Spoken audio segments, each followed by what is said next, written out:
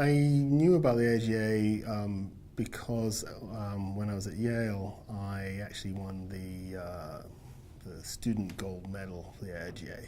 And during that time at the AIGA, I didn't know how big it was. I didn't know that it was really about camaraderie and getting together. It is the lifelong aspect of making friends, and I did make a few friends in regards to that.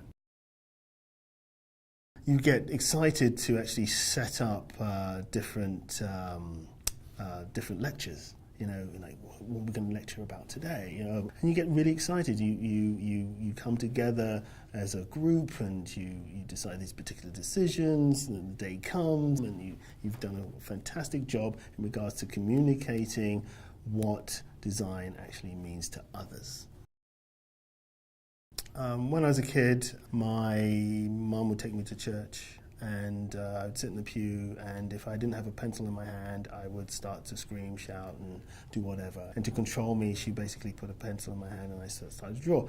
That had not changed, so I would actually go to mass sometimes, and I would sit in whilst the priest was actually doing the liturgy, and then I would come up with the concept for a design. It's just trying to find the quiet time to be inspirational, and to actually have somebody talking to you about sometimes inspirational things, and you're sort of like in another world thinking about something else. It actually, combining those two things together would actually make the solution actually work for me.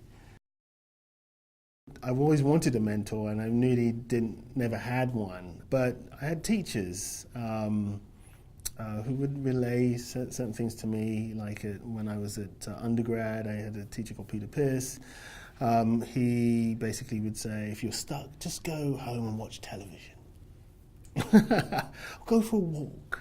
And then there was Nick Bell, who I worked with, who's a well-known graphic designer back in Britain, who used to be the creative director of I magazine.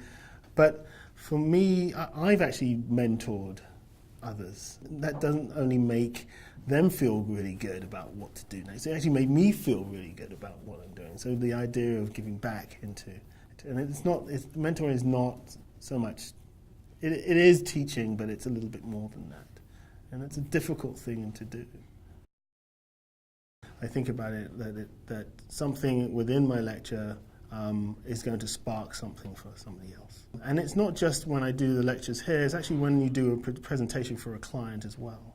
It needs to spark the aspects of understanding or aspects of clarity and vision. And so for me, I'm just happy that people get something out of the work that I produce.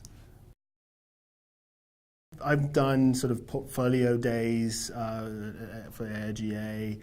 One time I did it in Boston, I recall students coming to me and saying, like, what should I do next? And I'm like, travel. Go out and see the world. Have you ever traveled before and seen the world as it stands, and go to different studios, knock on the door and just say, I'd just like to come in and walk around and have lunch or coffee or tea with you? Not to get a job, to understand where other people are coming from. That's what I did. That's what I was told to do, actually. I knocked on doors, I wrote little letters. I just said, I just want to come see your location, have a bit of a coffee, have a bit of a chat. Not to learn, but to understand where they ate, where they worked, just to be part of the nuance of it. And if designers here in this country and other countries just want to stay in their town or city, they're missing out, and they're just putting it on the internet. You are missing out, period.